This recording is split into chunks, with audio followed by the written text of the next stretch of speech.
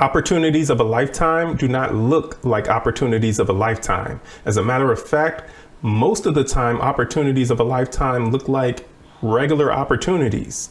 The problem is most people don't recognize that. They're looking for opportunities that they think are going to actually present themselves as the opportunity of a lifetime, at which point then they are going to act to take advantage of those opportunities, not realizing that all of the other opportunities, which were really opportunities of a lifetime, they let pass by, which really could have made them a lot more wealth, a lot more money, and position them to be in a better place financially wherever they're wanting to go. When it comes to real estate, there are a lot of individuals that time the market. They wait on the perfect opportunity to buy. And so they try to line up whatever current home prices are with what they would like interest rates to be.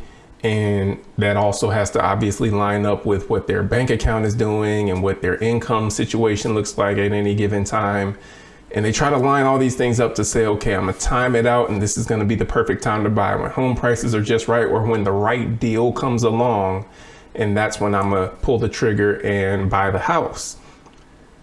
One other thing about opportunities of a lifetime, though, is that the opportunity that you're looking for when you quote unquote are looking for an opportunity of a lifetime is that what you think the opportunity that you believe is going to look and present itself like the opportunity of a lifetime looks that same way for everyone else that's in the market that you're in or in the field that you're in that's also looking for that very same opportunity. And I'll give you an example. When you're looking for, let's say, an investment property to buy and flip, or to fix it up and hold it as a long-term rental, you're looking for that great deal in the up and coming neighborhood, which is going to add a lot of value to the home. And everyone else who's also a real estate investor is looking for that very same deal.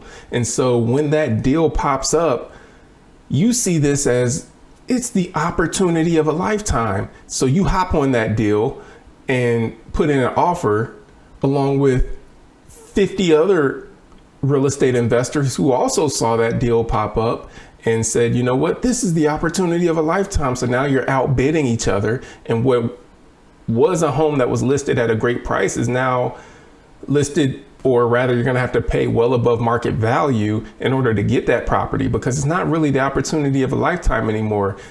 All of the other people who saw that as being an opportunity are now going to bid that home up to where now it's not the opportunity that you thought it was. I'm gonna give you one more example, and this is a big one that a lot of people might not even recognize.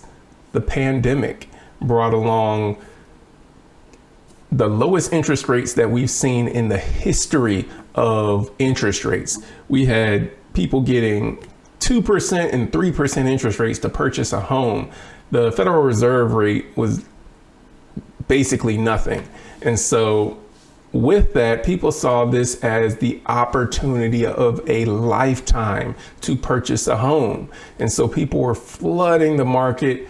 As soon as a home hit the market, it had multiple offers on it. Homes were selling well above asking price, and people were getting super low interest rates. And so many people saw this as the opportunity of a lifetime. If you could get a home during the pandemic in that 2019, 2020, I know the pandemic started in 2020, but the run up or the heating up of the housing market actually started before 2020. But if you could have gotten a home in 2020 or even 2021, you were doing really good because you could get that really low interest rate and everything. Not minding the fact that you may have paid 20, 30, 50, some people are paying $80,000, $100,000 above asking price, but they got a lower interest rate. And it was seen by many as being a huge opportunity, and there obviously wasn't enough housing to meet the demand that was out there during the pandemic, during those 2020, 2021 years. And so because of that, there were a lot of people that missed out on being able to get a home, and they saw themselves as having missed out on a great opportunity because interest rates, we might very well live the rest of our lives and never see another 2%, 3% interest rate. And so people felt that they missed out on the opportunity. Now, I'm going to put a pin in that for a minute, and let's juxtapose that to the Great Recession of 2008, where foreclosures were at an all-time high. We had people who were, underwater in the houses that they own, meaning the houses were worth way more, the houses were worth way less than what they owed on the actual homes. And so in that situation, you didn't have a lot of people buying. It was really hard to get financing. Like I said, a lot of foreclosures that were happening. And you did not have this rush of people going to purchase homes, even though at the time, homes were, I would say, at the best deal you could have got on a home would have been in 2008, when everything around was collapsing, but you didn't have this rush that you had in 2020, 2021, where you were almost guaranteed to pay above asking price for the house, but you were going to get a lower interest rate. I would say the opportunity of the lifetime was actually in 2008, when many people weren't buying homes. When foreclosures were happening, there was a lot of turmoil in the country, and a lot of rebuilding that needed to happen in the whole collapse of the housing market and everything. That was the opportunity of a lifetime. The 2020, 2021, where you had the lowest interest rates, that was, in my opinion, an opportunity, but not the opportunity of a lifetime, because there were a lot of negative ramifications that came out of that. You had a lot of people that, following 2020 and 2021, in the years following that had buyer's remorse. They had paid so much above asking price for these homes just to get this low interest rate and get into a home.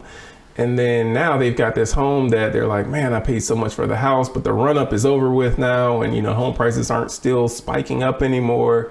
And they were kind of just stuck in this situation now. So what I am getting at is that when it comes to recognizing what the opportunity of a lifetime is, when the opportunity of a lifetime comes by, you're not looking for the same thing that other people are looking for.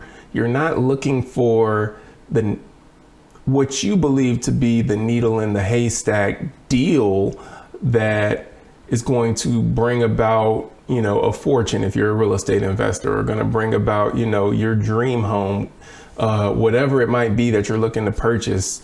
The opportunity of a lifetime is not, in all likelihood, going to present itself as such.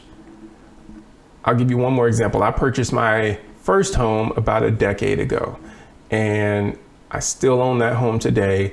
That home has more than doubled in value, and it has become my single greatest source of net worth, at least at this point. I'm going to continue to grow and build, so hopefully I can get some other assets and businesses that can outpace that. But currently, as of this recording, it has become my single greatest source of net worth because of the appreciation that's happened over time with that property.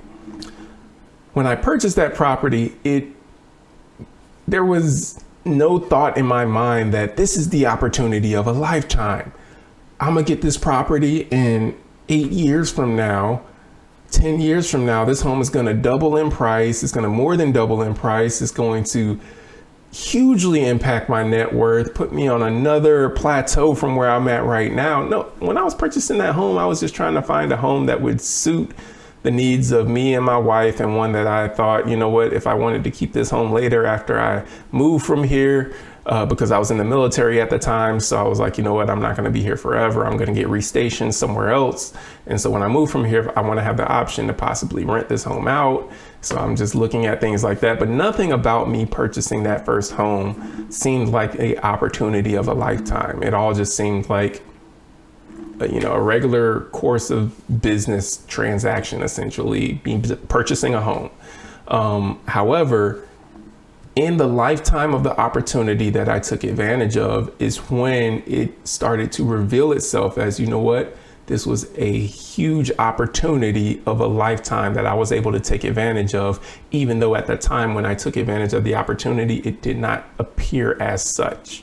It appeared just to be a regular opportunity, but in the events that transpired after I took advantage of it, and the things that happened later with the run up in the housing market and obviously the pandemic and, the home prices skyrocketing from there, interest rates plummeting and me being able to refinance that home into a 2% interest rate. All of those things that transpired after that is what really started to reveal me taking that action as being the opportunity of the lifetime that I really needed to take advantage of.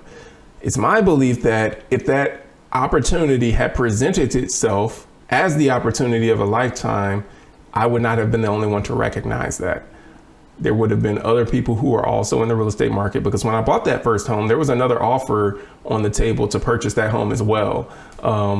So it would have been other people that were also trying to, get that home, because they would have also seen that as the opportunity of a lifetime. However, because it did not present itself as such and no one knows what's going to happen in the future, what I want to present to you, or what I submit to you, is going to be the bigger place to put your focus is on time in the market, not timing the market, not identifying the quote unquote opportunity of a lifetime, but spending time in the market, because no one knows what's going to happen in the future. But judging based on the past, real estate has appreciated very well on average. Even if you average out the highs and the lows, you average out an appreciation of about 4% over the last 60 plus years in the real estate market, which is not bad at all. It means that, every, I think it's like 16 or 18 years, somewhere around there, that your home is doubling in price, which is pretty good. Now, obviously the pandemic accelerated that for a lot of people who own homes prior to the pandemic. So people had their homes double in price well before that, 16 or 18 year period, 20-year period or whatever. But placing your focus on time in the market, meaning the sooner you can get into a home, the sooner you can get into the real estate market, the sooner that you can start building equity by owning real estate, the better off you're going to be in the long run, rather than spending all of your time, or rather wasting all of your time researching and looking for the needle in the haystack that you think no one else is going to see. Other people are going to see it. I live in Atlanta. It is a market that is saturated with real estate investors and realtors and people that are just heavily interested in the real estate market. There are homes being built all over the city of Atlanta. Apartment complexes being built. Developments are happening. Real estate transactions, everything. It's a growing city. And with that, there are a lot of eyes that are on every single property that are out there, even the ones that aren't listed. A lot of people are like, oh, I look at properties that aren't on the market. Guess what? There are a lot of people that look at properties that aren't on the market. There are a lot of people looking at foreclosures, a lot of people looking at tax liens. Are there deals out there? Absolutely. And I'm not saying don't look in those areas. I'm not saying don't spend your time studying and researching. What I'm saying is don't spend all of your time just looking for the needles in the haystack and the opportunities that you think are going to present themselves as opportunities of a lifetime. Rather, spend your time finding an opportunity that you can get into and hold on to for the long run. That is going to be the opportunity that is going to be the most beneficial for you, because that's going to be the opportunity that over time I truly believe will present itself as, you know what, I'm really glad that I purchased that home 5 years ago, 10 years ago, 15, 20 years ago, and held on to it as a rental, because you don't necessarily have to live in that home long term. You can purchase that home, but then you can keep it as a rental and rent it out. And now your renters are paying your mortgage. So not only are you gaining equity through appreciation in the home, your renters are paying the mortgage that's owed on the home. So you're essentially gaining appreciation for free. And then as the market continues to go up, you continue to increase rent. Now you're cash flowing on a home, your renters are paying your mortgage, and you're gaining on the appreciation as well. And you can take the equity out of that home if you so choose and go start a business. You can go purchase more investment property and wash, rinse, repeat the cycle. Whatever it is that you want to do, you've got some options available to you. But it starts with getting in a home and then building from there. So as a realtor, a licensed real estate agent, a licensed mortgage loan originator, I have spoken with many people who are interested in starting their journey in home ownership. With that, a lot of individuals postpone or delay their journey into home ownership because they haven't been able to find the perfect house, the house that they really want to purchase and own.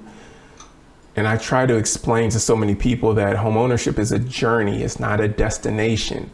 The first house that you buy is not going to be the only house that you buy. In many cases, it's going to be one of a few houses that you end up buying. The second house you buy might also be a temporary house on your way to your third house that you end up buying, which may be your dream home, but it may not. It might be your fourth or fifth home that end up being your dream home. But it also might be your second. But in many cases, that first house that you buy, whether it's a starter home or not, may not be your first or your only home that you end up owning. You may end up owning another home outside of that. And so with that, don't get so wrapped up in, I've got to find the perfect home that I really want to be in for the long term, and one that's going to work for me right now, my dream home that I absolutely love. Get the home that you can afford, that will start building you equity. There are some other things that I believe that you should look for. I tell people that you should look for, where is it located? What are the new developments that are going to be happening? What are the plans for, the surrounding area? Is there going to be an amphitheater that's going to be built, and how's that going to affect housing prices? Are there apartment complexes, or is there a subdivision nearby that's going to be built? And what are the prices of the homes that are going to be sold in that subdivision? Are there other attractions, or a walking trail, or a park, or a library? What other things are going to be built that might increase the housing value in that area? Because you can go on any city or county website and find what the future growth and development plans are for a neighborhood and an area. And if you don't find that, that might be an indication that maybe this is an area that's not really planning to experience much growth. And so I might want to look into another area. But you want to start looking at things like that, and then start looking at housing in that area. It might not be your dream home at the time, but guess what? That home that you might not want to live in forever as your dream home could be your cash cow. It could be that home that ends up making you money hand over fist as you buy that home, you live in it, so that when you buy a home as a primary residence, you get a lower interest rate than if you bought it as an investment property, and you get a lower down payment. So you put less money into it and you pay less money for it. And as it appreciates or gets more valuable in that area, that's your equity that you own. So now you can put that to work for you. When you move out of it, you can rent it out. So now you got renters paying your mortgage. There are so many other things that can come with you just finding the home that, again, it might not be your dream home, but it could end up being your cash cow. It could end up being that home that's really going to help you perhaps retire sooner than what you would be able to retire. I know one thing that was a beautiful thought for me is that, if I wanted to, my wife and I could live completely debt free, because we started the journey a decade ago, purchasing that first home, not knowing what was going to happen in the market. Market ran way up. And then now it's like, with what our first home is worth, we could sell that home, pay off the home that we currently live in, and have zero debt, because outside of the mortgages, we don't really carry much debt. I'm not a huge living on debt person, but I have nothing against debt as well, because you can totally use debt and leverage debt to grow massive amounts of wealth. But it's an option that you have when you own real estate for a length of time. Is like, I've got this house now that's got enough equity in it to pay for the house that I currently live in, which is nice. So that's something that can also, really give you some optionality in terms of, what, do I want to go start a business with that money? Do I want to pay off my house and live debt free? And now we don't have to worry about a mortgage payment. Just whatever the options are that you want to take advantage of, you have those options. And so those are some of the things that you don't get when you waste time waiting on the opportunity of a lifetime, which you believe will present itself as such, or you believe that you're going to find the needle in the haystack that no one else is looking for. Does that happen? Yes, it does happen. You will find and hear of individuals that have found deals that they got for pennies on the dollar and then flipped them and made a bunch of money.